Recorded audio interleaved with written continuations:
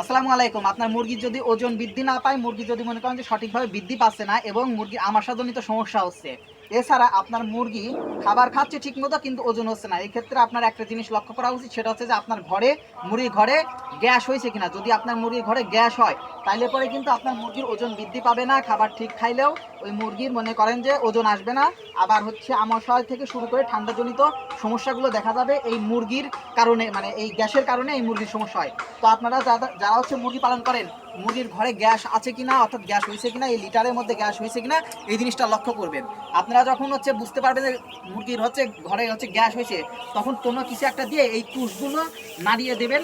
তবে এটা করার চেষ্টা করবেন, সব থেকে ভালো হয় সকাল 10টার আগ মুহূর্তে বা 10টার মধ্যে, এবং হচ্ছে আসরের পরে অর্থাৎ বিকেলের পরে যখন হচ্ছে তাপমাত্রা কম থাকে সেই সময়ে এই গ্যাসটা তুলে ফেলার চেষ্টা করবেন। ইনশাল্লাহ আপনার মুরগির ওজন ঠিক থাকবে, ঠান্ডা কম হবে এবং আমাশাজনিত রোগ থেকে সমাধান পাবেন এবং ঠিক থাকবেন ইনশাল্লাহ।